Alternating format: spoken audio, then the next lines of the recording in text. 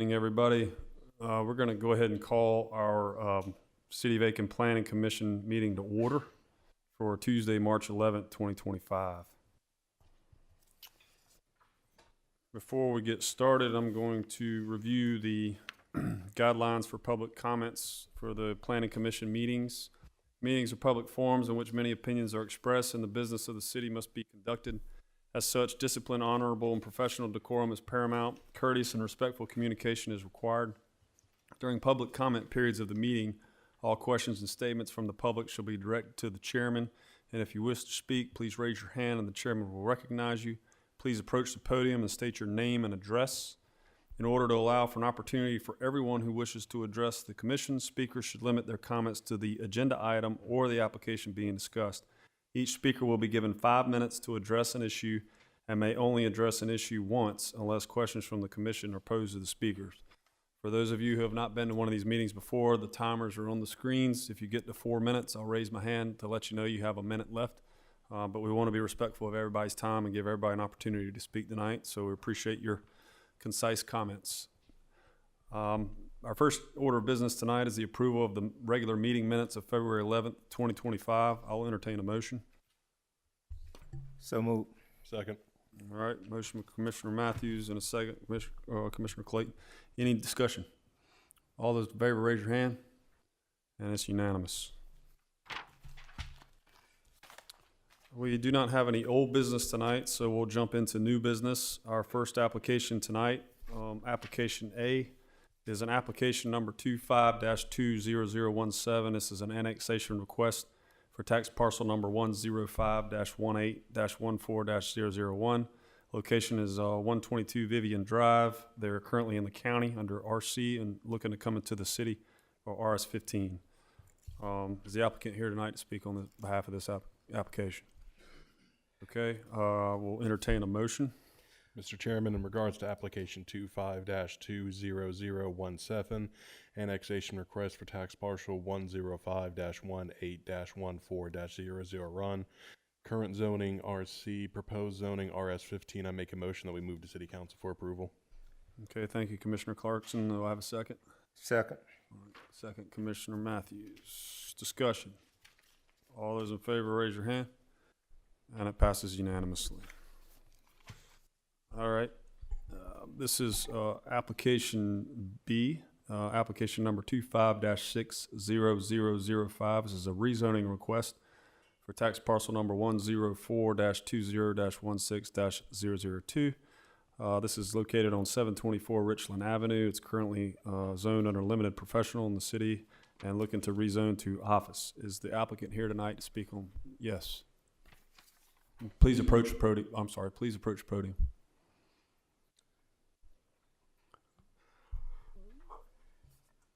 Are you the applicant? Yes. Okay, please state your name and address for the record. Heather Braun. And address? Yes, ma'am. 724 Richland Avenue. Okay, the floor is yours. I'm sorry? The floor is yours. Yes. Oh. Can you give us a summary of what you're asking for here? Oh, What you're doing? I'm sorry. I'm sorry. Yes, we're just wanting to open up an antique shop where we rent out booths for vendors to sell more antiques. And it's our father's practice that used to be there. Okay. And our mother had an antique shop in the 70s, and we just wanted to start that up again. Okay. Any questions for the applicant from the commissioners? Thank you. Thank you. Anybody here to speak on behalf of this application? Anybody against this application? Comments? Okay, commissioners, I'll entertain a motion. Mr. Chairman, in regards to application number 25-60005, rezone request, tax parcel number 104-20-16-002, current zoning, LP, proposed zoning, office institution. I move that we send this to City Council for approval, and there are no possible conditions for this applicant. Okay, thank you, Commissioner Matthews. A second? Okay, this is Commissioner Messina. Discussions? All those in favor, raise your hand. And it passes unanimously. Okay, we're at application C and D. This is a rezone application number 25-60006 and a concept plan application number 25-22002. This is tax parcel number 120-15-12-004 and number 120-15-12-009. This is located on Kershaw Street, York Street, and the Rudy Mason Parkway and Buford Street. Currently 40.25 acres, and the current zoning is planned residential and RS10, and they're looking to bring in this additional lot as planned residential. This may look familiar to some of you because we looked at this in the past a year ago, and it's been changed pretty significantly. And so we are looking at reviewing this additional parcel addition to the application. Can I have the applicant come speak and summarize this application for us?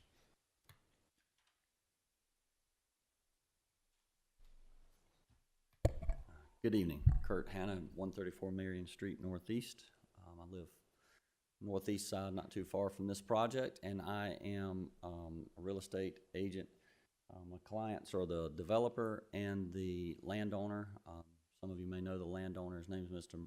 Norman Dunnigan, and he's working very hard to try to do some great things for our community. He's working on rehabbing some apartments not too far from here. He's invested in some other apartments throughout our community, and so he's engaged Mr. Matt Keith over here, a developer with a great deal of experience in these type developments. He has a great relationship with Ryan Homes. This will be Ryan Homes' first development in Aiken County, and they're very excited about coming to our community. They want to work with us and create something really great. They have a lot of product in the upstate in Greenville and really throughout the U.S. If you're interested in understanding what they do, if you're ever in the upstate, you can ride through some of those communities, and they look amazing. So we are asking for 202 lots to be approved. The upper portion, the northern portion, has a little bit smaller. They're not townhomes, but they are cottages. And the lower portion will actually have a little bit larger single-family detached homes with garages. And, you know, we've received staff comments. We've made changes to the drawing to address some of the staff comments, and be glad to kind of discuss some of it if you would like to. One of the things, probably the most difficult thing we're dealing with is the request for an ordinance waiver between the homes. And so on the northern side, those are we would need 18 feet between the homes. There are two-story homes. The ordinance requires 20 feet between two-story homes. And on the southern side, we're requesting an ordinance waiver of 13 feet between the homes. Also two-story homes, which require 20 feet. So we've met with staff. We've met with public safety. We understand that the primary concern of the distance between homes is public safety. State does allow normal building codes for you to allow homes to be put 10 feet, apart. And we understand that our ordinance is a little more stringent. And as we understand it, that was specifically at a request from public safety. And so we've talked to them. We understand their concern is the ability to fight fires. And so we've spoken with the home builder, and they've agreed to let us write into the covenants and restrictions that no fences are to be built between homes. You can't store anything between homes. And now, since that conversation, we've not followed back up with public safety, but we have our utmost respect for our public safety, and so we want to do what we can to try to accommodate their concerns, but we are asking for this ordinance waiver. We know that historically it has been granted, that we've seen in record, 15 feet between two-story homes. And there are some examples throughout the city where there are closer. So, we don't take it lightly, but in order for us to deliver workforce, this is really workforce entry-level housing. at a great quality and maintain great quality homes, this would allow us to do that. You know, our margins are not massive. You know, I think it's important to take note that the previous developers are not us. So this has come before planning and council twice, and it just wouldn't work. And so we're here to really try to find a plan that would work for a great development on these parcels. And so, you know, we just want to work with the city and deliver something great here. Thank you. You're aware of the rest of the 11 conditions? Yes, we are, and we're fine with those conditions. You know, we understand we've got to work with the DOT and all of that. So, Okay. you know, and I will say that, you know, we have a preliminary traffic study, not a study, but a preliminary traffic report that states that, you know, it should create minimal impact upon the roads, but we don't have an official traffic study yet, but we will be getting one. Okay, yeah, I think the biggest heartburn here is with the lot spacing. Yeah, and we do understand that. I'm an advocate for density. I mean, let's take the Village, for instance. The Village, when you go over there, there's several lots there that are 50 or less feet wide, and those are pretty large homes. And there are homes there that are, I wouldn't say 10 feet, I've not taken a tape measure out, but definitely less than 15 feet apart, and some of them are two-story homes. And so as far as density goes, statistically speaking, higher density actually creates more quality communities that are affordable to live in and maintain the quality. And that's not just that's a national statistic that typically it's easier to maintain the quality and integrity of a community when you maintain high density. It also keeps urban sprawl from happening. So those that love to live in the county, well, it maintains more lots for people within an urban area to keep them within the city, and it makes it more walkable. And our strategic plan that the city's put out, we want walkability. You know, there's going to be sidewalks on both sides of the road. You see some of the crosswalks that we're going to have stamped bricks on to hopefully also address some of the traffic concerns. But And how are you, just tell us a little bit about how you're going to address the walkability over the wetland between the two tracks? so I may need to ask the developer to come up here because he understands this a little bit better than me. That's fine. We just, yes, please. Yeah. You don't have time. There was just some questions with wetlands and navigability and DHEC and all that kind of stuff. What's your intent? Yes, sir. Thank you, Mr. Chairman. My name is Matt Keith. I'm from Washington, Pennsylvania. I'm a developer there, and I'm starting to work here. For the wetland, it's not been delineated, so it's not an official wetland. It was I believe the acronym is RS4, so it's a seasonal intermittent stream, essentially it's a swale. Okay, Yeah, it's a swale. right. Understood. There's But DHEC has not. DHEC is not blessed off yet, but we have also not gone out there to, check it out and see if any of the wetland plants have come out in Right. the spring. Last time we walked it was still winter. Everything was still kind of dormant. We have to check it out now, but I'm pretty confident it's not a wetland. It is a drainage way. We were talking there's probably going to be some type of footbridge, or there's going to be, hey, don't cross it in a storm kind of signs, common sense deal. But that's it. The other part that we had talked about with the walkability, just to the north is the Southeastern owns the shopping center there. Right. We're trying to work with them to get walkable connectivity. There already is on the eastern side along Rudy Mason. There's a sidewalk. We're trying to get one in between the communities to walk through there. And the intent would be to join the existing communities on Kershaw and the communities to our south to kind of let everybody. How big is the swell, would you say? Like 6 foot swell, 3 foot swell? It's not even a delineated swale. I mean, it's just a bit of a low ground there. Okay. It's not like somebody It's not did a it. ditch. No, sir. It is absolutely not a ditch. There was no evidence of there's no evidence of erosion. There's no evidence of a stream headway. There's no evidence of anything, and that was post hurricane when you would think that you would Right. see erosion. There was nothing. I'm just asking for liability purposes, is if it's a big ditch and somebody falls in the ditch kind of thing. But if it's just a low part of the grade, I understand. Yes, sir. It's I got you. definitely drivable. Okay. It's definitely a drivable thing. You could certainly mow it with a large stand-up mower. You know, you can maintain the area. I got you. Questions from the commission? Yes, sir. Can build a active area, active open space area in that vicinity. You're putting all your active, I think 50% of the open space has to be active. So if it is a wetland area, if there is a problem with, wet footing, then you have to relocate those play areas, right? Yes, sir. Chairman, as we discussed earlier in the work session, my biggest problem here was with the size of the lots. I mean, a 30-foot wide, 35-foot wide lot doesn't leave very much for the home itself.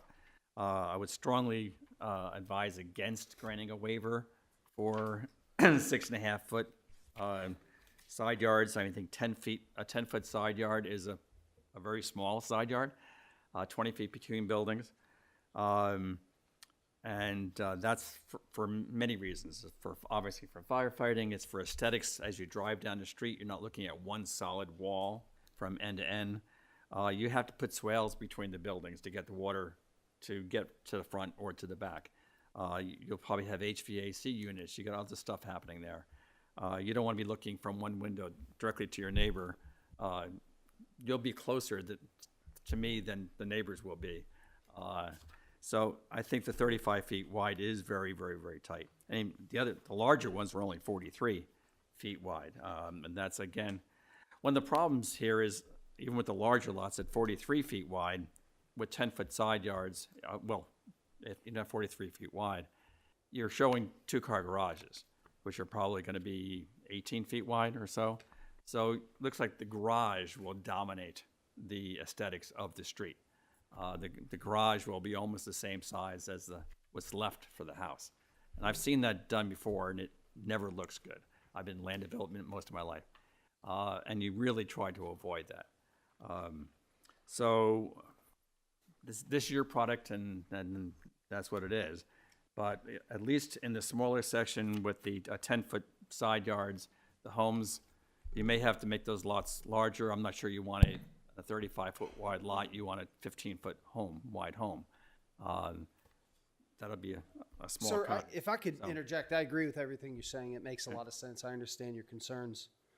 What I would say, though, is when you soften the front, you certainly don't want it to look like soldiers standing there and you see nothing but white garage doors. You soften the front with landscaping. You do some different products. The cottage product, which is the product that's more to the northeast, as we look at the pink product, a community like that just opened at Myrtle Beach, and it's doing very, very well. So the people that are coming in there to purchase, they like the product, and I think it's going to go well in Aiken. I think it'll likewise do well in Aiken. As far as the product to the west, the yellow product, the 43-foot wide homes, we're trying to keep the price as low as we possibly can so that they're as affordable as possible. Just for reference, I have the same product outside of Pittsburgh. They have to be on a 62-foot wide lot because our terrain is tough. You can't get a 43-foot wide lot. The 62-foot wide lot, those lots sell for $90,550. These are going to sell for less than $70,000. And the reason, if you take that number, you drop the purchase price for the home, the final price for the end user, down by about $80,000. So the same product that I'm building up north, you have to pay about $80,000 to $100,000 more. To be fair, this community, well, not just the community, but Aiken as a whole, and Pete's part of this, come down here because real estate up there is more expensive as a whole, right? Like everything is more expensive in a metro area. Everything's more expensive up north. That's why people come down here. To be frank, while I hear your point, I don't think it's a fair comp to make. Everything's more expensive in the metro of Pittsburgh compared to Aiken.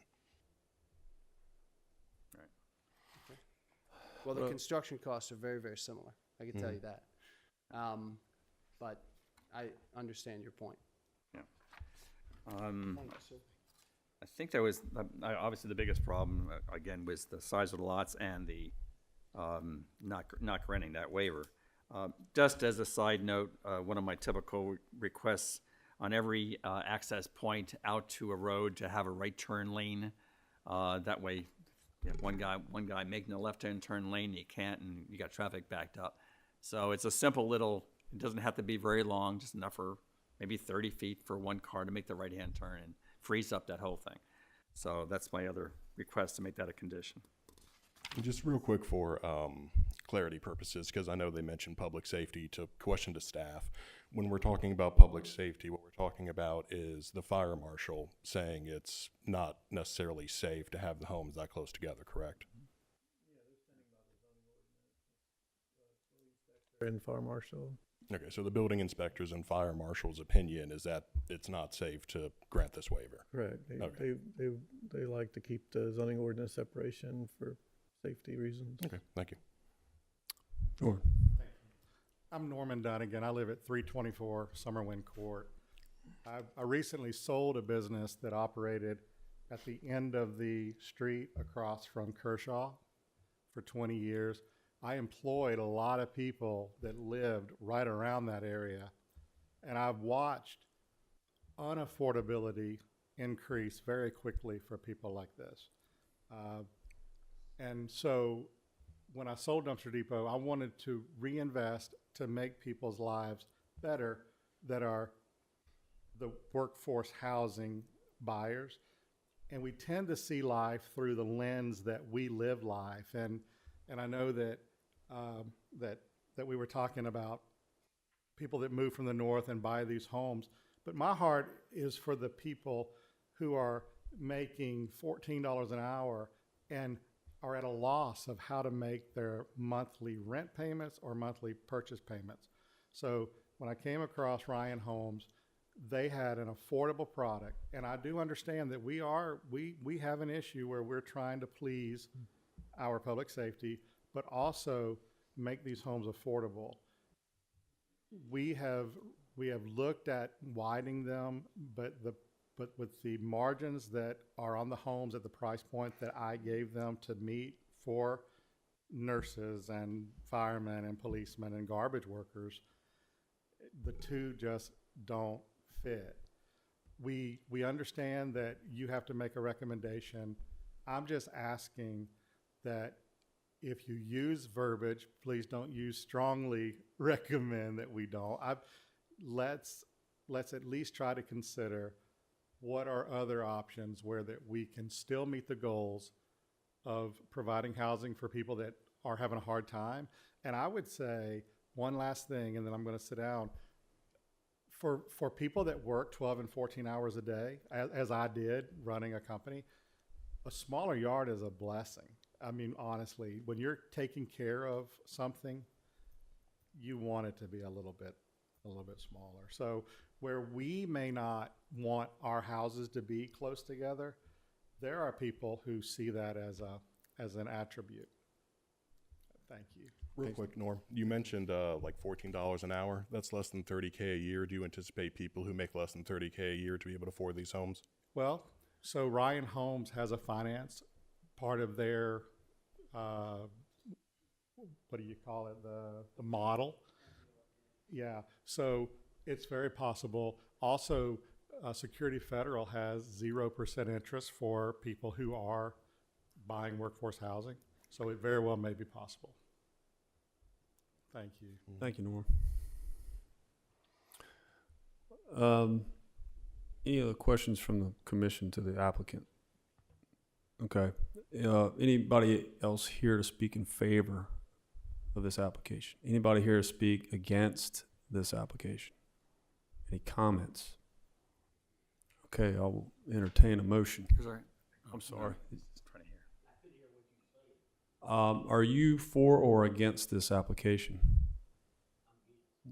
Well, did you want to come up and speak? You don't have to, but we'll welcome your comments.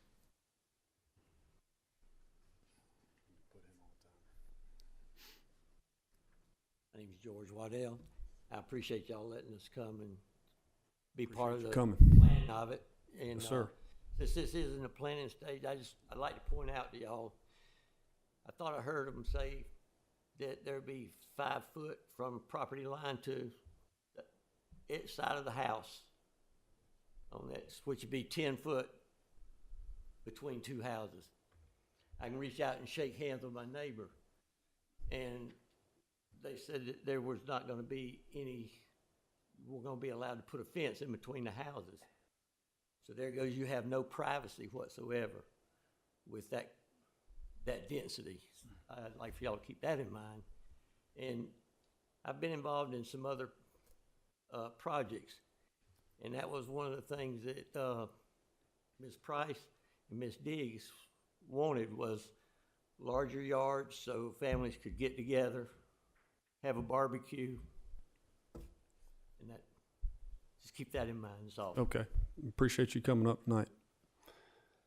Any other comments on this application? Yes, sir. Yes, sir, please. Please state your name and address for the record, if you don't mind.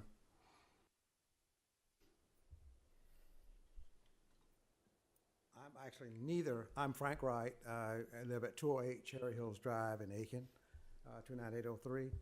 My only question is what happens to the folks who currently live there? And we have affordable homes that I think will be impacted by this action. What kind of plans are there for those folks who currently live there? Are you referencing the properties that surround this? Yes, yes. Well, they'll have new. Or that are in there. Well, there's nobody in there right now. It's just trees. It's just vacant. These will be new builds, brand new builds. So it's just going to border the properties that Yes, sir. folks live in currently? They're going to get new neighbors. Okay, that's all I have. Thank you. Okay. Any other questions for the applicant? Okay, I'll entertain a motion.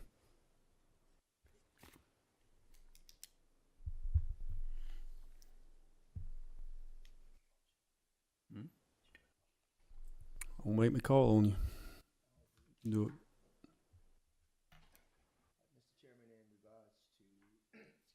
Application number 25-60006. Concept plan application number 25-22002. Tax parcel number 120-15-12-004 and number 120-15-12-009. Location Kershaw Street, York Street, Rudy Mason, and Bruford Street. Current zoning PR, proposed zoning PR. There are 11 possible conditions. Number 4, I will highlight with the waiver. I recommend that we have a discussion, that we send this to City Council. You want Just for a point of clarification, are you saying that we should grant the waiver? are you No, I'm just saying, highlighting that the waiver is in here. I'm not saying that we should grant it. The waiver, as, unless I'm misreading this, it says unless a waiver is granted. So there is no waiver in here currently. are you making, hang on, let's make sure we get this Can we clarify accurate. that to say number 4 is that the developer complies with the required building separation, Okay. period. Delete. We can do that. I'm fine with that. I was just saying, highlighting that it was. So you made a motion for approval of this application with the exception of condition number 4, that the developer complies with the required building separation, period. Correct. Okay. Yeah, that's our staff recommended condition, is to comply. Yeah. So the motion is for the approval of this application with all the possible conditions, with the exception of the waiver. So if you vote for your motion, then you're voting for everything with the exception of the waiver, meaning they'd have to maintain the required setbacks. That is correct. And also, Mr. Chairman, on number, Well, can I get a second on that, and then we can? I'll second that. Okay. Second by Commissioner Messina. Okay. And if Discussion. if I could maybe amend that again to say on number 5 that the street entrance has a divided median and a right turn lane. Add a right turn lane at the various entrances at the 4, I think just 4 of them. Okay, so are you adding another condition, condition number 12? You can add another condition, yeah. Okay, and what do you want that to read? That the developer will install a right turn lane at the 4 exits from the subject property to the connecting streets. If that is gonna increase the overall driveway width on the DOT right away, we may wanna say subject to Subject to approval. It needs to be subject to Yep, DOT. I'm fine with We can't fight DOT. Yep, I'm fine with that.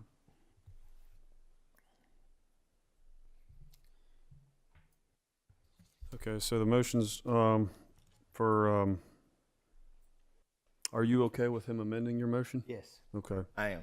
so we want to restate the motion just for the record so we're clear, if you don't mind. Okay. So what we'll do then, my motion would be that we send this to city council with the possible conditions, adding 12, that subject to DOT and the right turn lane, correct? At the 4 entrance. At the 4 entry points. Exits. In addition to the revision of number 4, to comply with the separation. Correct. Okay. Can I have, you've amended the motion, can I have another second? Second. Okay. Any further discussion with the commission? Okay, all those in favor, raise your hand. Like, sign opposed. And the motion carries. Okay, thank you.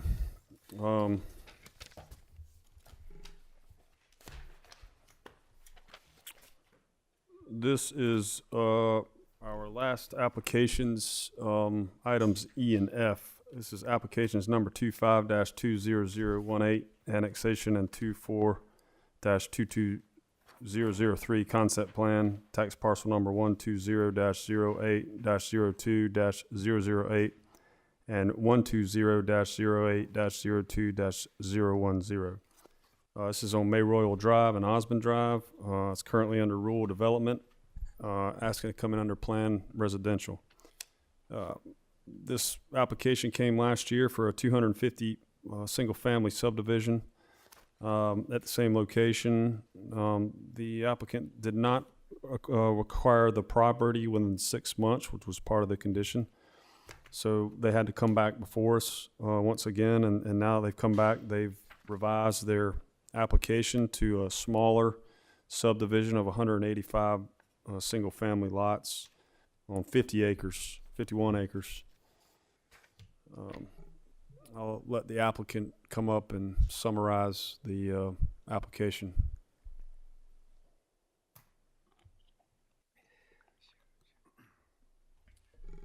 Thank you, Commissioners. I'm Jason Winkter with Ivy Development, 672 Industrial Park Drive, Evans, Georgia, 30809. We are working with Chad and Warren Gibson. We're under contract with them, partnered with them. On this project, we will be the developer and builder on this project, and also the real estate company. We keep all that in-house.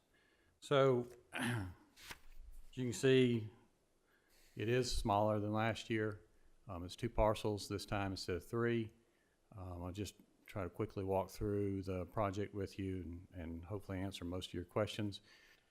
We have asked for a waiver to reduce, at the entrance, reduce the width of the divided median, not necessarily to remove it. We have 50 feet wide, and to have working room to get that in, we probably cannot fit a 15-foot wide island in there. So we're happy to shrink that down, but keep that in place. We also have several different other access points out to Osmond, out to Aldrich, and then one out to May Royal. And we have proposed with the city that depending on which one of those the fire marshal would prefer, we would let them choose the emergency access location. Any location that we have marked as possible access for emergency vehicles is fine with us. And, you know, we'd rather let them have input on that than us pick one and be the wrong one. They can pick it based on site distance and those other things. And so we've also told at least Tom Thomas on Osmond that once we get through engineering and through the city on the emergency access points, if we don't need those two next to him, we'll try to work a deal with him and sell those pieces. And we do the same thing on Mayor Oil.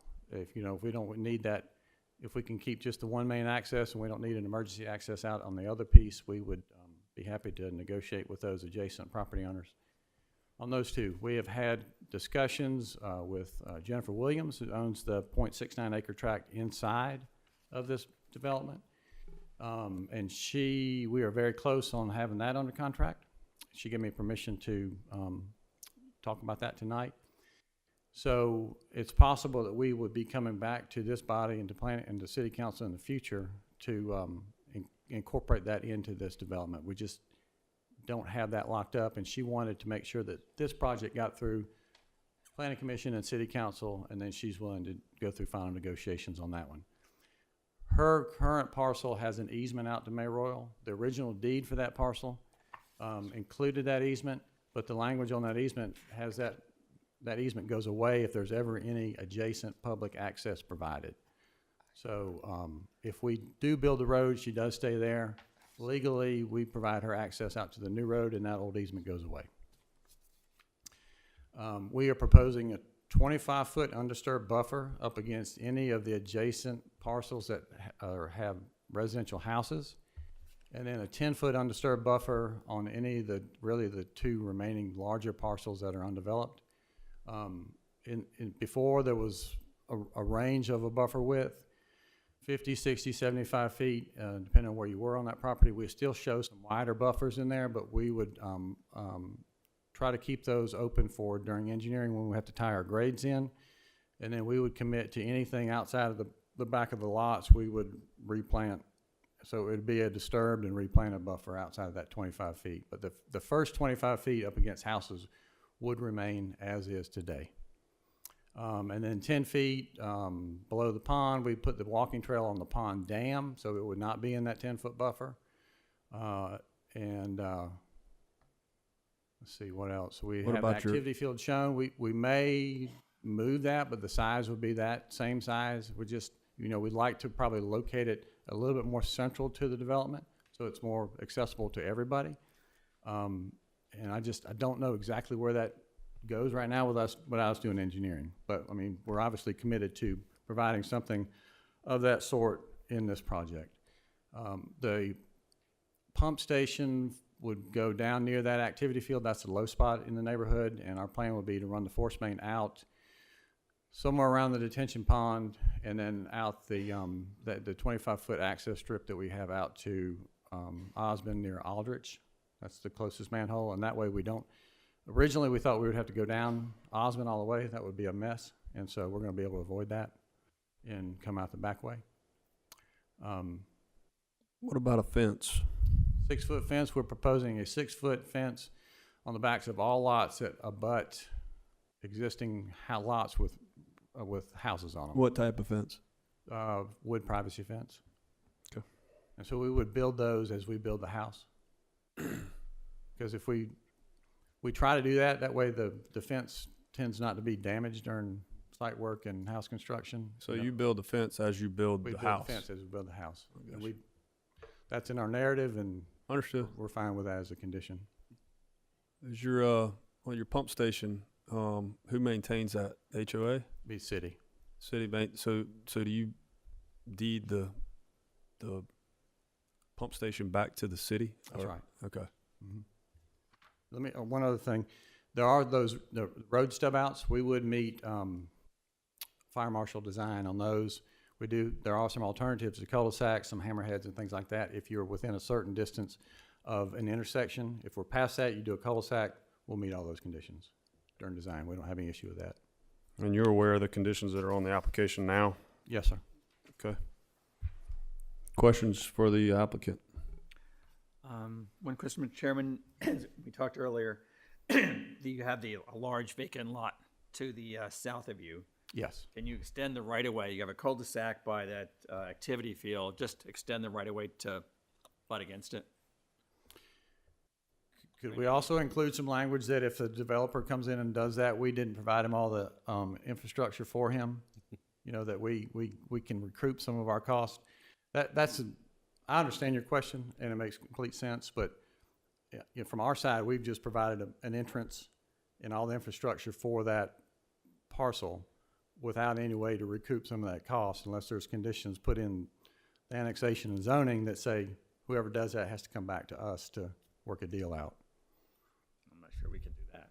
That's between you and, Right. I mean, you can leave the right-of-way lines have to touch the line. You can have a grass or whatever, and the new developer has to come and basically get rid of that cul-de-sac or just build his road into that cul-de-sac at his cost. Right. But we just provided a main access in for him off of May Royal, an emergency access for him out of Aldrich, and a lot of the other infrastructure that he benefits from without I any understand. payment. But that's called planning though. So, I'm not sure what else that developer can do. Yeah, he's got a 50-foot access already out to Osmond right now.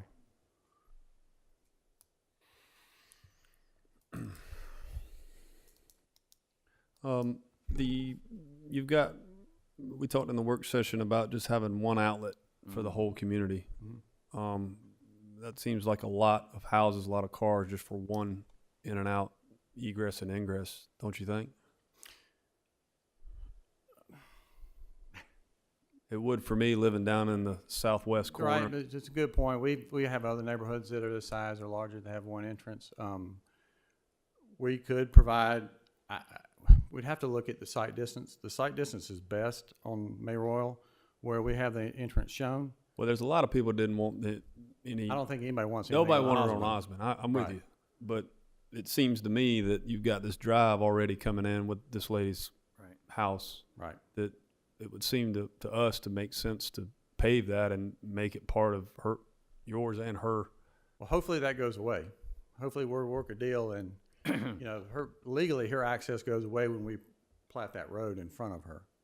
Right, on the- okay. the deed that So she your had right intent now. is to incorporate her within the community, and then you can pave that road as part of an egress of that community? No, the roads that are shown, Uh-huh. Mr. Chairman, right now, once that road becomes public, which we deeded over to the city when we complete construction, Right, that, in her deed, in her original deed, her easement goes away. okay.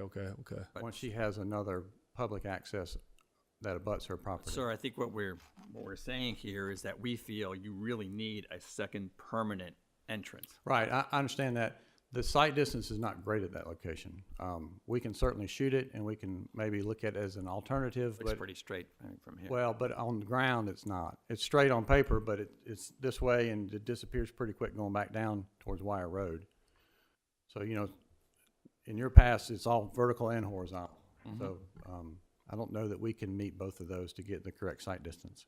We can look at it again. I just can't commit to that tonight if we can't get site distance. I'd rather spend that $100,000 on putting sidewalks on both sides of the road in the neighborhood than building a second entrance. That's required. No, it's just on one side of the road. Fine, okay. That's just one side. I think we should make that a condition that would be a secondary access point conditioned upon engineering looking at the proper site distance. I mean, if he can't get it, he can't get it.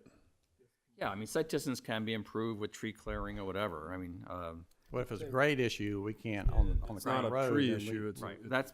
I mean, what I not don't gonna want to solve do that is here. recommend something that is going to create safety issues. I'm saying, And that's, we're gonna recommend it subject to the engineer's review of proper site. but it's gonna need another SCDOT permit too, so they're gonna look at that. Right. Side distance. But if we don't make that a condition, then it just goes away.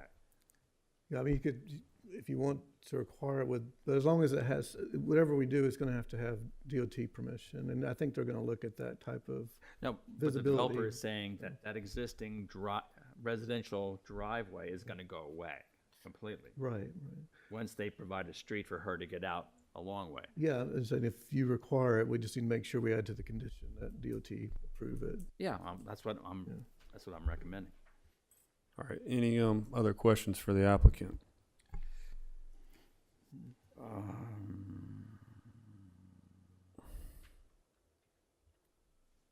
I will mention that the houses, the pictures that we included in the updated packet are houses that we have built in this area.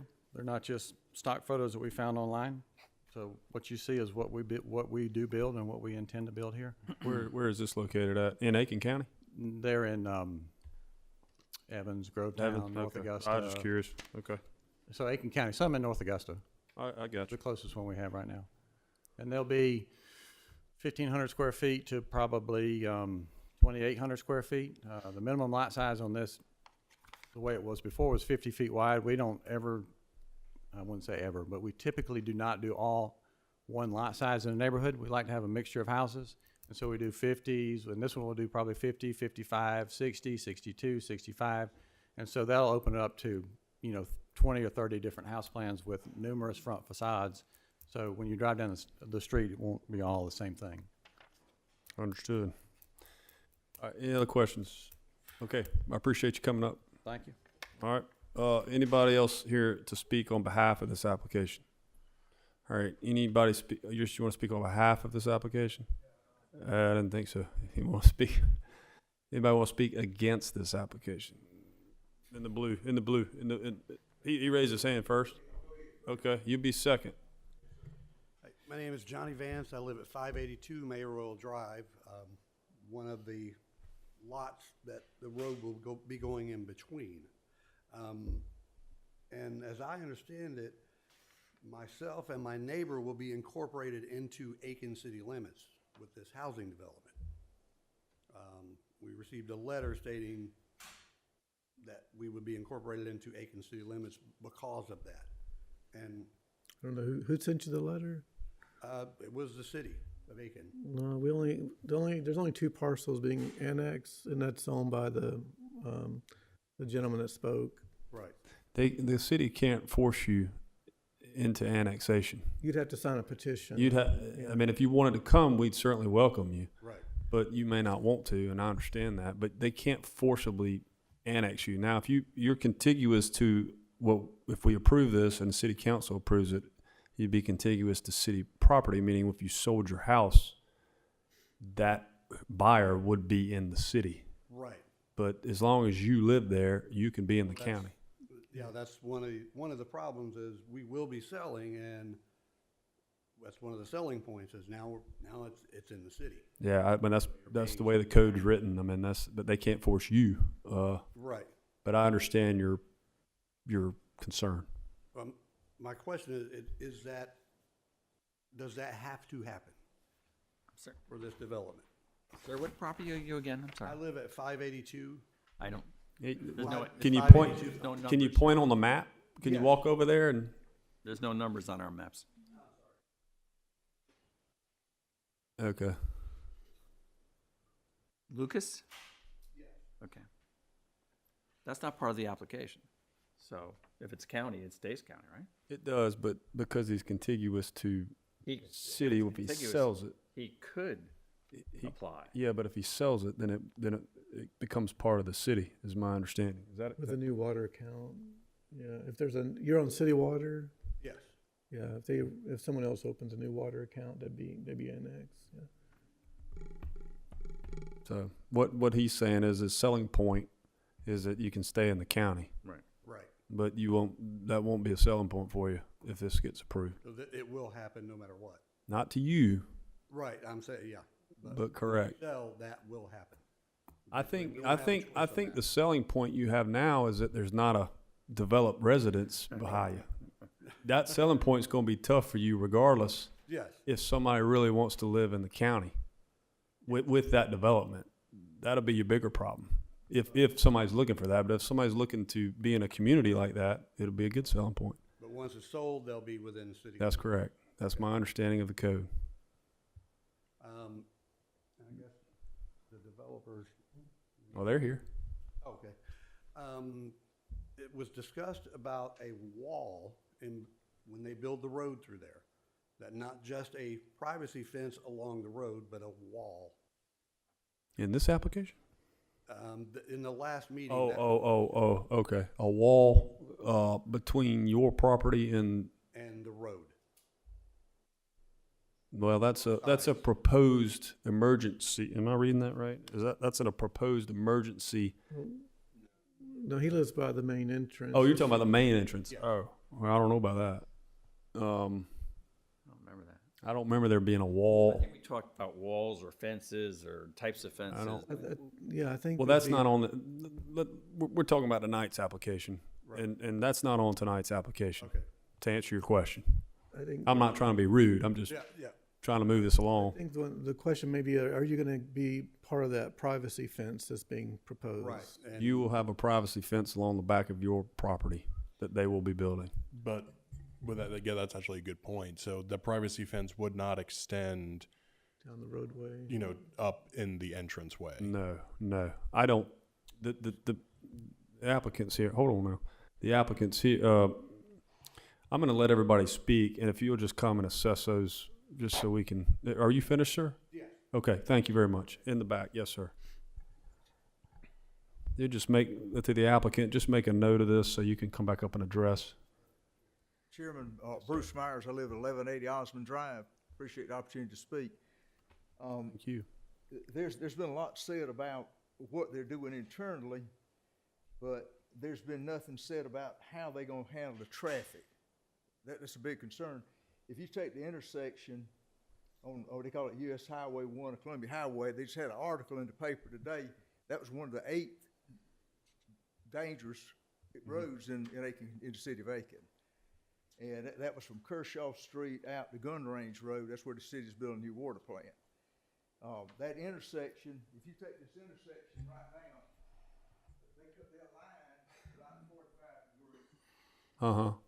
They're coming in here along this way. You've got 5 commercial businesses On the other side of the road? on the other side of the road. The feed that comes on Osmond Drive, on Bay Royal. You've got Osmond that comes in. They don't show going down on Wire Road, but on Wire Road, you have cabling trucks that come that they can't turn in if there's any cars there. They have to wait because they take up the whole road. When they get ready to come across the road here, they have to block that intersection. They can't line it. They have to come in there and turn the trucks, so they block that road. If Well- somebody's coming at Highway 1 trying to turn in, they cannot go. They have to turn in this way. I talked with Kevin Weber, the traffic engineer with the state, and asked him about it. He was very nice. He said, we're so busy, we don't have time to deal with it. I think he has 8 different problems he's dealing with. He sees that as a problem. And I asked him, I said, well, we have a signage there that this road coming from Aiken, this speed limit is 55 miles an hour. They have a truck crossing here with Caden trucks coming. You've got ambulances, you've got county trucks. This is a connector road. It's not a main road. You've got people from going to Tall Pines. You've got development that's going on down the road. I forgot how many houses are gonna build. This is a cut through, and now with what they're fixing to build here, with this one little road here, you fix the feed, I say between 6:30 and 8:30 in the morning. Most people will have 2 cars. So you're gonna have close to 400 vehicles trying to come out of here. That's okay. Either going down here, and this intersection does not line up. Sir, can you, if you could talk in the microphone. I mean, I appreciate you pointing, but I understand, but so we can get it on record. Okay. Sir? Yeah, that way you can Okay, point thank and you. talk. Sorry about that. But, there you go.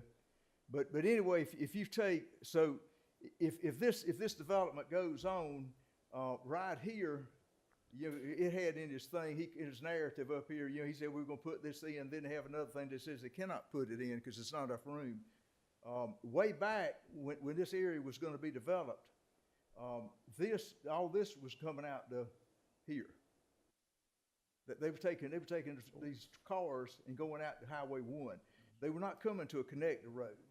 So with all these driveways, and these people's got a driveway right here, you got one right there, and you've taken all these cars trying to come out, and there's no means for any kind of turning lanes here, no turning lanes there, and at least we need a traffic signal. But you understand, like, we can't control that intersection. Right, I understand. That's completely up to DOT.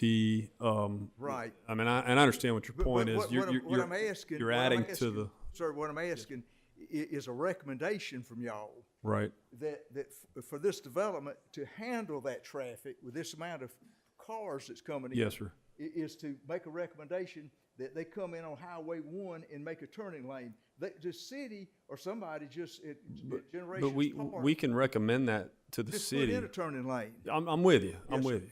100%. I understand.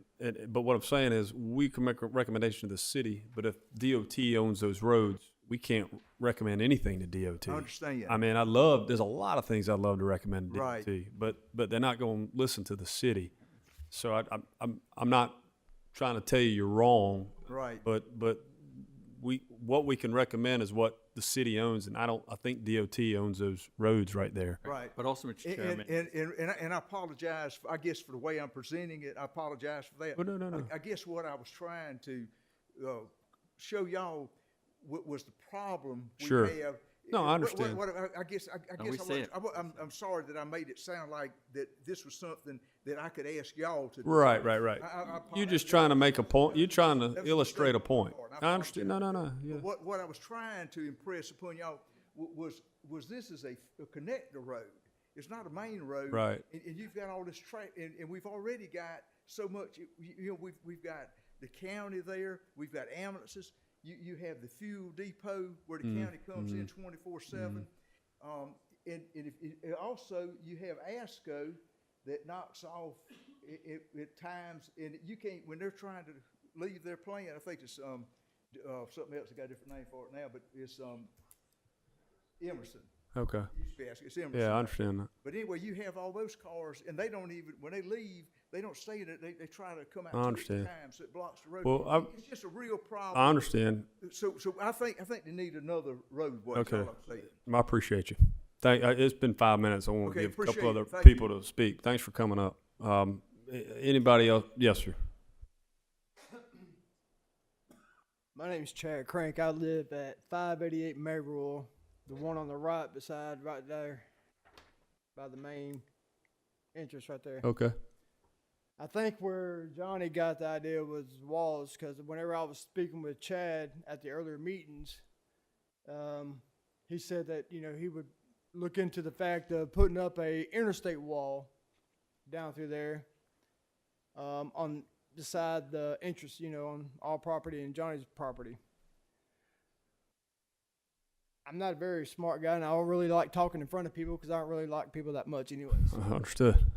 So, but I do know is that I busted my ass on that property so I can give my grandkids a yard to go out there and play in.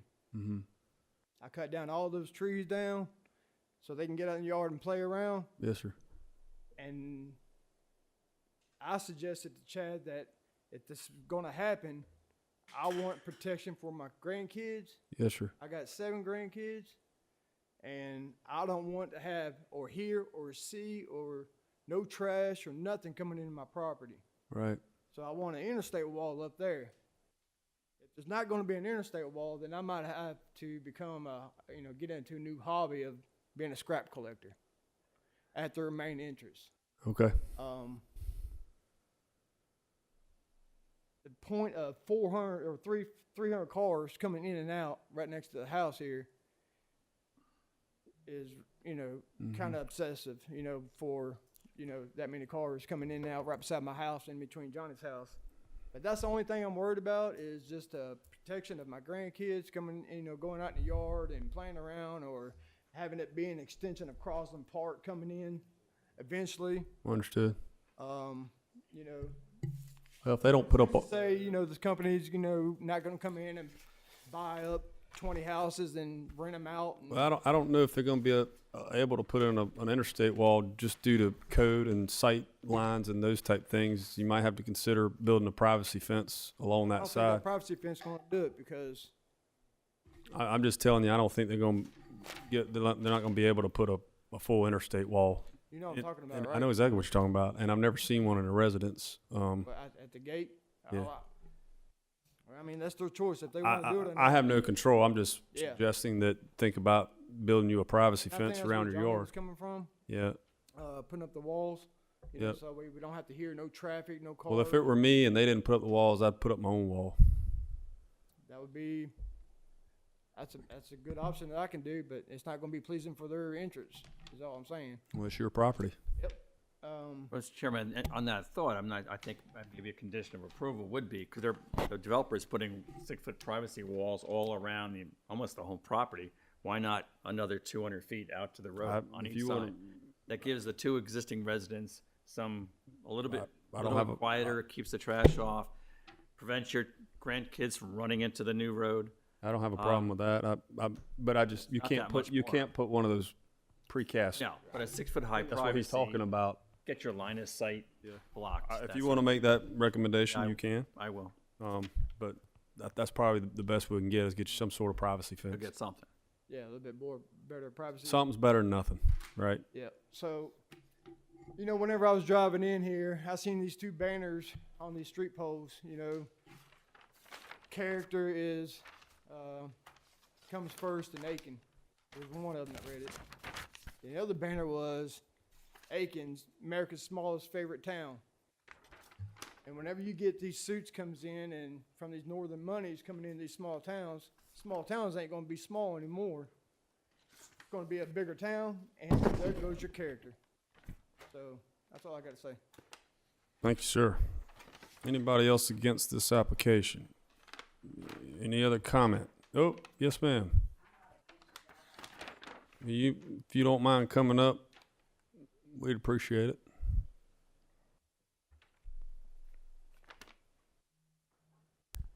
Jewel Paget at Osmond Drive. And my thought is, since he is not buying the property, let me see if I can, I don't even know how to work these things, so hey. Just push one of them buttons, it'll work. Huh? You can just push one of them buttons, it'll work. One of the buttons will come on in a minute. Maybe Mr. Johnny can come up and show you how to Oh, work. well. Well, that's all right. We'll take your word for it. We know which Anyway, property you're he's talking not about. buying the property that's behind my house now. That's right. And on Osmond Drive, coming in off of Summer Street onto Aldridge and around. Yes, ma'am. Where is the road that's gonna be coming into that property now? I mean, to me, that property looks cut off to get to. I can't answer that. There's one other right away there. I think There's a lot of stubs around all these proproperties, and Tyler and Crosby. There's a stub down at the You're bottom. talking about what we call Page Street? Is that where I'm not comes sure. off of Aldridge onto Osmond, and there's a little Down the bottom there. down here, over here on the Yes, left. ma'am. Yes, ma'am. Yeah. You can point. You can. Yes, ma'am. Yeah, right. That's correct. Well, that's, And there's another one this way. there's another one that's 50 foot wide. That, right there on the. Right at the curb down there. Before the curve. Okay, because that's where we're saying there's gonna be an asset into that property, because I was just wondering how in the world they were gonna It's not landlocked. get into that property. Yes, ma'am. And also, I'm still concerned, and when Chad has talked about this water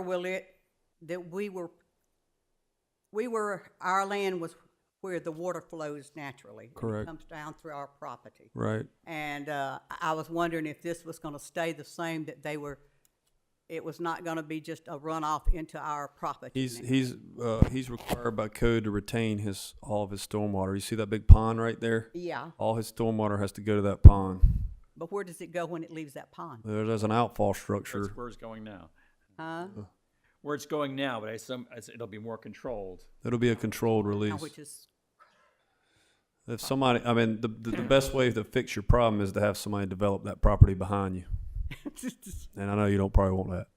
yeah, I just assume it stay like it is. I understood. Thank you for talking. Any other comments? Okey doke. I will entertain a motion, commissioners. Hold on, I'm sorry, sir. Did you want to speak? Oh, yeah, I'm sorry. I'm gonna let the applicant come up and address. Thank you, Commissioner Carter. Yeah, if you'll just address some of the comments that were made. Okay, yeah, Jason Winkter with Ivy Development, for the record again. We did not have plans to build a privacy fence along the entrance. I would think that would probably be something that we'd need to check with the city, because that whole entrance will be right away now. And so I don't want to commit to that without it, if it's not allowed to be built. Well, in he the can right make, of way. he, if the condition is made for that, it would be contingent on code and. City code, That's okay. right.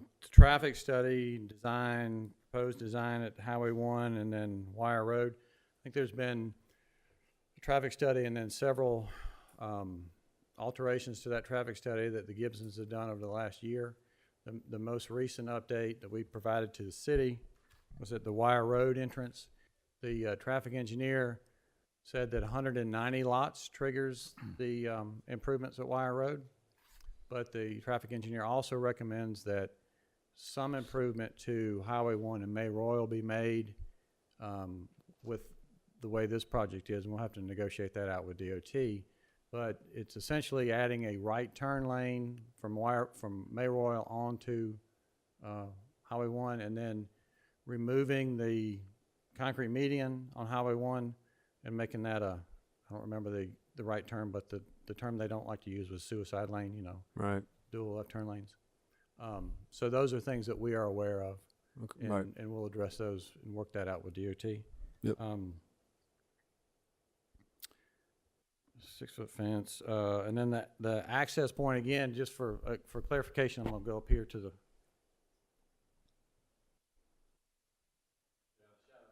So this, you asked a question, this remaining tract that we're not purchasing, they have 50 feet out right here.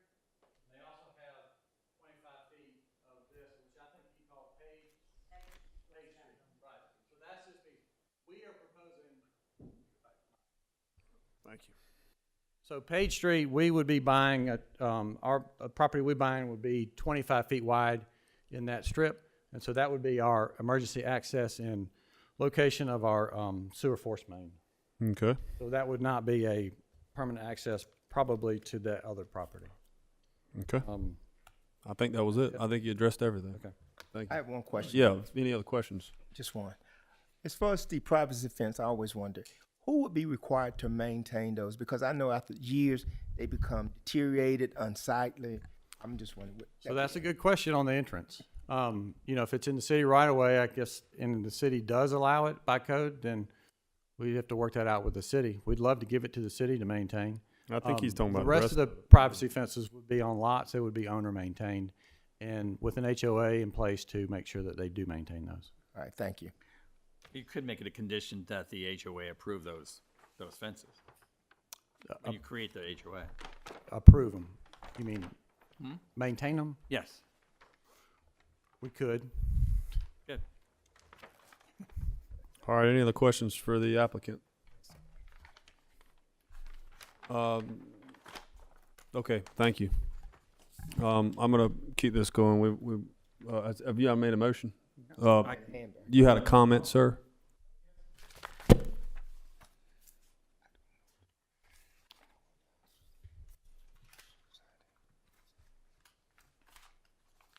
Thank you.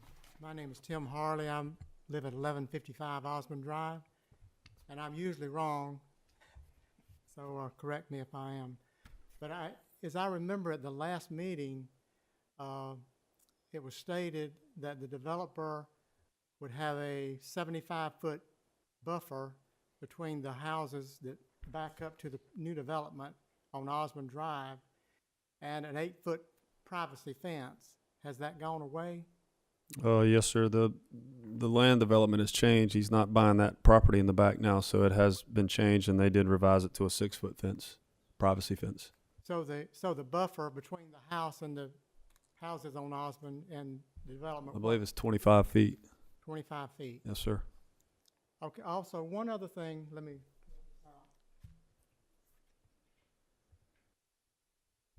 this easement right here, this comes up on a hill. Will there be any entrance or exit there? No, sir. No, sir. Just that one coming off May Royal at the top. Yes, sir. Thank you. All right. Any other comments? Yes, sir. Again, George Waddell, and I thank y'all for listening to us. I really don't know why we have to hash all this stuff out again. It's basically the same developers coming back to the city. You know, I'm just wondering, is it we just gonna keep on shooting until we get something to go through? No, sir. No, sir. The way this worked was we went through this application a year ago. Okay. Yep. We approved it here in Planning Commission. It got approved. I can't hear you. It got approved. We approved this in Planning Commission a year ago. Right. It was a different application. There were double the homes, or not double, but quite a few more. It was approved and accepted by City Council. The developer had some conditions to meet in order for that to happen. They did not meet those conditions. They did not acquire the property. Is that correct? The main thing was that they had 180 days to acquire the properties. Yeah, I'm aware of that. Okay, well, That when that allowed- didn't happen, then the application stopped and they had to start over. Okay, That's the way that the city's codes are. So they're going through the process, the correct process. Again, now they have the same type of conditions to make, and if they don't meet them and they want to do this again, well, we'll go for try 3 and go for the trifecta. Okay. I'd like to point out some conditions that were put on during this the last process, either by the Planning Commission or the City Council when it went before them. One is a 75-foot buffer. It's supposed to be a 75-foot buffer, so if it was good then, we think it should be good now and be a 75-foot buffer all the way around. That's what we hope for, and we went to great lengths and pains and iterations to make those negotiations. And there was supposed to be an 8-foot privacy fence around the entire project on the rear property lines of the homes. And if that's the case, still going to be the case, we hope so. And we would hope that that fence would be built prior to construction. That would be a buffer for us. We wouldn't have to see all it and hear all the construction and the heavy equipment and that sort of thing. And I do see that it's still saying no access on the Osmond Drive. That's a good thing, I think. And as far as the privacy fence that guy was talking about, that was brought up and agreed upon, I think, in the council meeting. And if I might make a recommendation, you can go over on Bobby Jones Expressway in Augusta, and they have what they call noise fence they put up. That would be a great thing to put up. Block the noise, block the view, block everything. There's going to be a lot of traffic coming down Wire Road because there's some housing projects going on out there with 200, 300, 400 houses in it. They're going to be coming to Aiken. So let's not lose that, you know, as far as when we start thinking about all this traffic and all that stuff. And like I said, I'm opposed to this, but I know it's coming one way or another. We'd like to have it the best way we can. But it's been stated that everybody wants small houses now, small lots, small houses. That's not the case. That's all that's being offered to them. That's all that's being offered. Unless you get something that's on the market, most people don't want to move because they got a big, decent place. So, and we really need industry. When I say industry, I mean stores, grocery stores, clothing stores, something like that on the north side. And if we keep building housing projects like these and like the Section 8 housing projects going in on the other side of number 1 and then the one over on 19 that's going to be all on the south side, got a lot of people but got nowhere for them to shop. They got to go to the south side. I think the more people you bring, the more developers look at it as an opportunity to build grocery stores and There's no infrastructure. land left hardly that's suitable for a shopping center like a Walmart. It'd been great for Walmart to be able to, there's gonna be no place left for them to go. Well, if you don't like this, I don't think you're gonna like a Walmart down the road from you. Do what? I don't think you're gonna want a Walmart right down the road from you if you don't like Have a this. Walmart than that. That's fair. Certainly would. I'd rather have a Walmart go in that whole place over there. Be a good place I to buy understand. groceries, good place to I buy understand. gas, I good got place it. to buy clothes. That's fair. Thank Thank you, you, sir. All right. I'll entertain a motion. Mr. Chairman, if I could, in regards to application number 25-20018, annexation, and 24-22003, concept plan regarding tax parcel 120-08-02-008 and 120-08-02-010. Current for Midland Valley Development, current zoning is county RUD, proposed is PR. I'd like to recommend that we submit this application to the City Council for approval with the attached conditions as modified. Number 2 of the conditions, as stated in the planner's report, that the required landscape entrance median width be waived, not the median be waived. And I think that's what the applicant is asking for, that the width be 10 feet versus 15 feet. No, I have no problem with that. Also, in the new item, condition number 7, a 6-foot tall privacy fence that will be installed back of all new lots adjacent to all existing lots, including both sides of the entrance roads. Number 8, that a second permanent access road be installed probably over the existing driveway to the existing home. Obviously pursuant to proper site distance calculations and inspections as approved by the DOT or city engineering.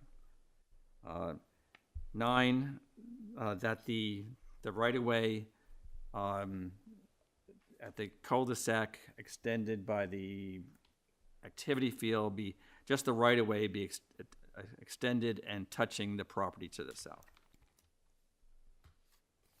That's it. Do I have a second? I'll second that. Okay. Discussion. You have something, Richard? I was just gonna say, on the fences, and I'm not quite familiar with the fences on the right of way. I think it's a good idea. I just want to be sure that, we may want to make it subject to approval of the, engineering and utilities director who's going to take over the street to make sure they're okay with the fence being on the city right of way. On the right-of-way or a foot off the right-of-way. I think they're gonna have to review, off the right-of-way. they're gonna have to review that regardless of Okay. what the Somewhere condition with- is. I mean, his condition is to add the privacy fence, but the city engineers, and They need to approve. they're gonna have to approve that, just like engineers have to approve a Right. set of drawings. So I think the blanket statement's okay here. All right, any other discussion with the commission? There's been a motion for approval with, Just real quick, and this has nothing necessarily to do with this in general, but a gentleman made a statement, and I just want to, highlight it, about how developers always say that these are the kind of houses that people want, but these are the only houses that have ever been built. And he actually has a point with that. Every development that I've seen come into city limits, very tight, very, very tight on the lot. Garage is in the middle of the house and dominates it. And I do think it is a misnomer for developers to say these are the kind of houses that people want when these are the only types of houses that are being built. So I just want to go on the record and say that and thank the gentleman for, reiterating that publicly. Thank you, Mr. Chairman. okay, thank you. So the motion is for approval to city council with the conditions listed, with the revision to, was it number 2? Pete? Number 2. Number 2 for the width, and then the added conditions, number 7 for the privacy fence, 6-foot tall privacy fence around adjacent lots. Number 8, second drive installed at the existing easement there on May Royal pursuant to sightlines and DOT studies. And then number 9, a right-of-way to be extended from the property cul-de-sac to the adjacent undeveloped property. Yes. It's been seconded. Any other discussion? Okay, all those in favor, raise your hand. And it passes unanimously. Motion for adjournment. Second. All those in favor? We are adjourned. Thank you all for coming out tonight.